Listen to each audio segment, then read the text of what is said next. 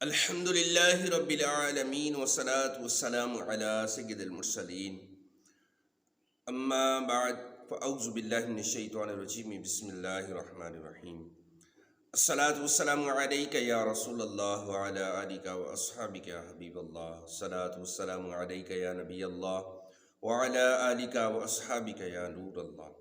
فرمان مصطفیٰ صلی اللہ علیہ وآلہ وسلم ہے کہ تم جہاں پر بھی ہو مجھ پر درود پاک پڑھا کرو، بے شک تمہارا درود مجھ تک پہنچتا ہے۔ سبحان اللہ۔ اللہ تبارک و تعالی ہم سب کو کثرت سے درود و سلام پڑھنے کی توفیق عطا فرمائے۔ میں آپ کو یہاں پر ایک بڑی ایمان افروز بات بتاؤں۔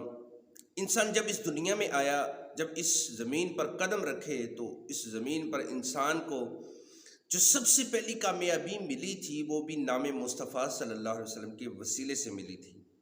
جی ہاں، حدیث پاک میں ہے، اور یہ حدیث پاک امام حاکم نے، امام بحقی نے اور بہت سارے محدثین نے ذکر کی ہے۔ حدیث پاک کا خلاصہ ہے کہ حضرت آدم علیہ السلام سے جنت میں وہ جو لغزش ہو گئی تھی، وہ گناہ نہیں تھا، غلطی نہیں تھی، بلکہ ایک لغزش تھی، مگر جن کے رتبے ہیں سوا ان کی سوا مشکل ہے، یعنی جو بڑے رتبے والے ہوتے ہیں وہ اپنی معمولی لغزش کو بھی کم نہیں سمجھتے۔ خیر، اللہ پاک نے حضرت آدم علیہ السلام کو زمین پر اپنا خلیفہ بنایا تھا، چنانچہ آپ کو زمین پر اتار دیا گیا۔ اب حضرت آدم علیہ السلام کو اپنی اس لغزش سے اللہ پاک سے بہت حیا آتی تھی، تو بعض روایات میں ہے کہ آپ اس سبب سے 300 سال تک روتے رہے۔ آخر آپ نے اللہ پاک کی بارگاہ میں یوں عرض کیا، اے اللہ پاک، مجھے محمد صلی اللہ علیہ وآلہ وسلم کے صدقے معاف فرما دے۔ تو بس پیارے محبوب صلی اللہ علیہ وآلہ وسلم کا وسیلہ پیش کرنے کی دیر تھی، تو اللہ پاک نے اپنے آپ کی لغزش کو معاف بھی فرما دیا، اور ساتھ ہی فرمایا، اے آدم، لولا محمد لما خلقتک، اگر میرے محبوب محمد صلی اللہ علیہ وآلہ وسلم نہ ہوتے تو میں آپ کو بھی پیدا نہ فرماتا۔ نوح و خلیل و موسیٰ و عیسیٰ، سب کا ہے آقا نام محمد، دونوں جہاں میں دنیا و دین میں ہے ایک وسیلہ نام محمد، شیدا نہ کیوں ہو اس پہ مسلمان، رب کو ہے پیارا نام محمد۔ سبحان اللہ۔ اس سے ایک تو یہ بھی معلوم ہوا کہ انسان کو دنیا میں سب سے پہلی جو کامیابی ملی وہ بھی وسیلے سے ملی، اور نام محمد صلی اللہ علیہ وسلم کے وسیلے سے ملی۔ دوسرا یہ بھی معلوم ہوا کہ اللہ پاک کے مقبول بندوں کے وسیلے سے بحق فلاح کہہ کر دعا کرنا ابو البشر حضرت آدم علیہ السلام کی سنت ہے۔ ابن ماجہ شریف میں حدیث پاک ہے، اور اس حدیث کو بہت سے محدثین نے بھی روایت کیا ہے۔ صحابی رسول حضرت عثمان بن حنیف رضی اللہ عنہ فرماتے ہیں کہ ایک مرتبہ نبینا صحابی رضی اللہ عنہ بارگاہ رسالت میں حاضر ہوئے، عرض کیا، اے پیارے محبوب صلی اللہ علیہ وسلم، اللہ پاک کی بارگاہ میں دعا فرمائیے کہ میری آنکھیں ٹھیک ہو جائیں۔ سبحان اللہ۔ معلوم ہوا صحابہ کرام علی رضوان کا عقیدہ تھا کہ یقیناً اللہ پاک سب کی سنتا ہے، مگر جیسی اپنے محبوب کی سنتا ہے ایسی کسی کے نہیں سنتا۔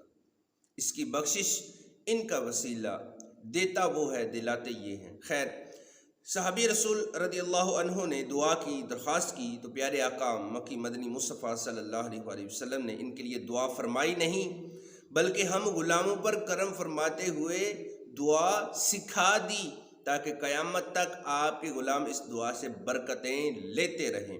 چنانچہ آپ صلی اللہ علیہ وسلم نے فرمایا، اچھی طرح وضو کرو، پھر 2 رکعت نماز پڑھو، پھر یوں دعا کرو، اللہم انی اسألک و اتوجہ الیک بمحمد النبی الرحمہ، یا محمد انی قد توجہت بک الی ربی فی حاجتی ہذہ لتقضی اللہم فشفعہ فی۔ اے اللہ پاک، میں تجھ سے سوال کرتا ہوں، تیرے محبوب نبی رحمت حضرت محمد صلی اللہ علیہ وآلہ وسلم کے وسیلے سے تیرے حضور متوجہ ہوں۔ اے محبوب صلی اللہ علیہ وسلم، میں آپ کے وسیلے سے اپنے رب کے حضور متوجہ ہوں، تاکہ میری یہ حاجت پوری ہو جائے۔ اے اللہ پاک، میرے حق میں آپ صلی اللہ علیہ وسلم کی سفارش کو قبول فرما۔ تو حضرت عثمان بن حنیف رضی اللہ عنہ فرماتے ہیں، وہ صحابی وہاں سے اٹھے، وضو کیا، 2 رکعت نماز ادا کی، پھر پیارے آقا محبوب مصطفیٰ صلی اللہ علیہ وسلم کی سکھائی ہوئی دعا مانگی۔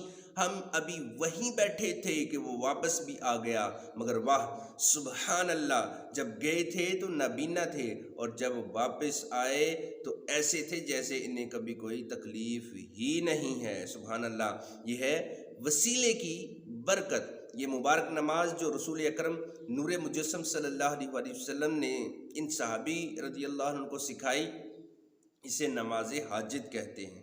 یہ تجربہ شدہ عمل ہے۔ کیسی ہی مشکل ہو، پریشانی ہو، مصیبت ہو، کوئی جائز خواہش ہو، تمنا آرزو پوری نہ ہو رہی ہو، امتحان میں کامیابی چاہتے ہوں، قرض اتارنا ہو، شفا چاہیے، نمازوں میں دل لگانا ہو، گناہ چھوڑ کر نیک بندہ بننا ہو، غرض دینی دنیاوی کوئی بھی حاجت ہو تو تازہ وضو کرے، 2 رکعت نماز ادا کرے، پیارے آقا مکی مدنی مصطفیٰ صلی اللہ علیہ وسلم کے وسیلے سے آپ کے سکھائے ہوئے طریقے کے مطابق دعا مانگے تو انشاءاللہ الکریم ہر حاجت پوری ہوگی۔ سبحان اللہ، کیسا مجرب نسخہ ہے کہ ہم بھی یہ نسخہ اپنا سکتے ہیں۔ کوئی مشکل ہو، کوئی پریشانی ہو، کچھ بھی دشواری ہو، اللہ پاک کے حضور حاضر ہو کر محبوب کریم صلی اللہ علیہ وسلم کا وسیلہ پیش کیجئے، آپ کی سکھائی ہوئی دعا مانگیے تو انشاءاللہ الکریم کامیابی نصیب ہوگی۔ یہ نماز حاجت پڑھنے اور دعا مانگنے میں بس ایک بات کا علماء فرماتے ہیں کہ خیال رکھیں کہ رسول ذیشان مکی مدنی سلطان صلی اللہ علیہ وسلم کو یہاں یا محمد کہہ کر پکارنا منع ہے۔ اس طرح کی دعائیں جو حدیثوں میں آئی ہیں اور ان میں یا محمد کا لفظ بھی آیا ہے، علماء کو فرماتے ہیں ایسے مقامات پر ادب یہ ہے کہ ہم یا محمد کی بجائے یا رسول اللہ کہیں۔ ظاہر ہے ہم چھوٹے ہیں، ہم تو آپ صلی اللہ علیہ وسلم کو نام لے کر بھی نہیں پکار سکتے، ہمیں تو ادب ہی کرنا چاہیے، اور ادب اسی میں ہے کہ آپ صلی اللہ علیہ وسلم کو نام سے پکارنے کی بجائے مختلف پیارے پیارے القابات سے پکارا جائے۔ اللہ پاک ہم سب کو علم و عمل اور ادب کی توفیق نصیب فرمائے، آمین بجاہ نبی الامین صلی اللہ علیہ وآلہ وسلم۔